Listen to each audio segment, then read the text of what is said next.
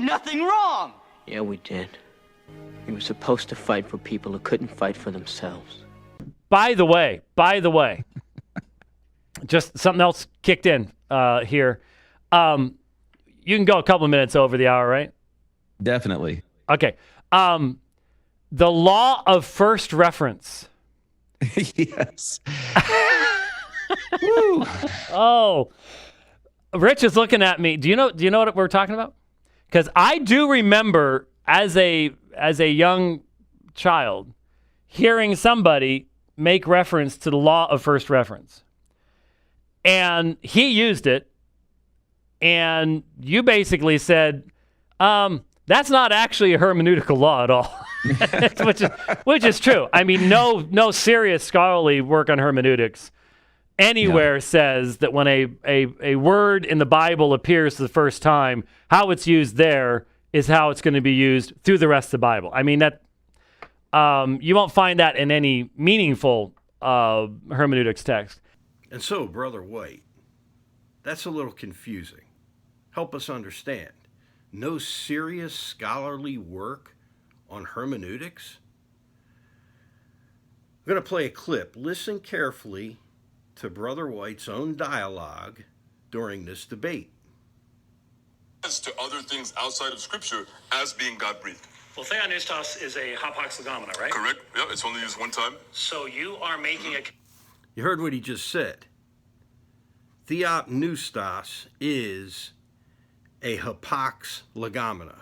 And of course, this is when a word only appears once in the Scriptures. Dr. White makes abundantly clear and makes it emphatic that he accepts that theopneustos, God-breathed, is a doctrine built upon the foundation of one mention. Not only is this a first mention in 2 Timothy 3:16, it is the only mention relating to Scripture of theopneustos, God-breathed. So there is an undeniable connectedness, folks, between hapax legomena, based on a single instance in the Bible, and constructing a hermeneutical principle such as theopneustos, God-breathed.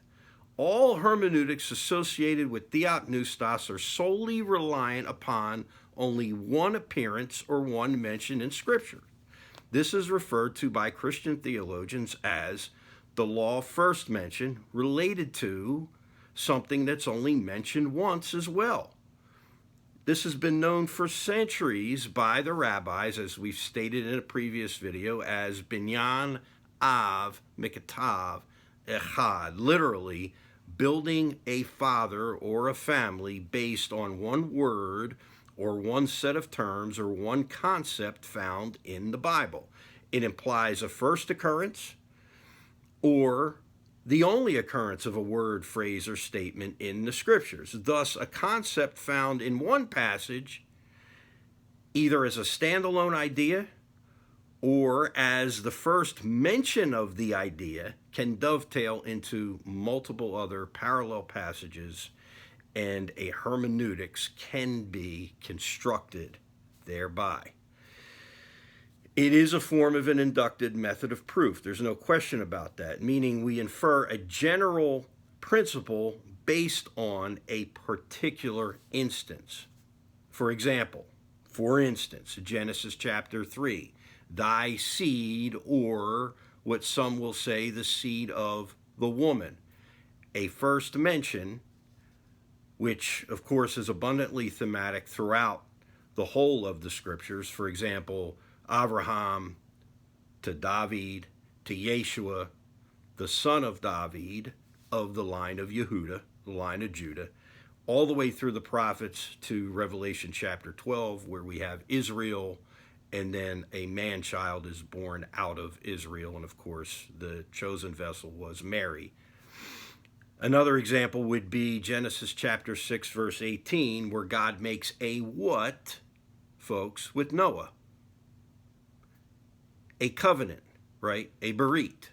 So there we have, again, the first mention of the covenant, And then that covenant is renewed over and over and over again through Genesis chapter 15, Abraham, Exodus chapter 2 with Moses. Remember, God remembered his covenant with Abraham, Isaac, and Jacob. Exodus 24, the blood of the covenant, all the way through the prophets. And then, of course, Jeremiah 31, referencing a new covenant recorded in the Berit HaChadashah, the New Covenant writings, or the New Testament writings. So, thus we have the law of first occurrence, which initiates from one instance a set pattern or a basic mold throughout the whole counsel of God, from Genesis 1 all the way through to Revelation chapter 22. It develops an unchangeable pattern and at the same time an interconnected pattern between the first mention of a word or phrase or set of terms in the scripture, or the only mention of a word, phrase, or set of terms in the scripture, and other passages using the same idea, word, phrase, or set of terms. And so, my brother White, whether or not if you realized it during this dialogue with Brother Alex, you certainly did use Binyan Av Miktav Echad, or what Western Christian theologies refer to as the law of first mention. Have a blessed day, and lehitraot. Until we meet again, shalom aleichem, peace unto all of you.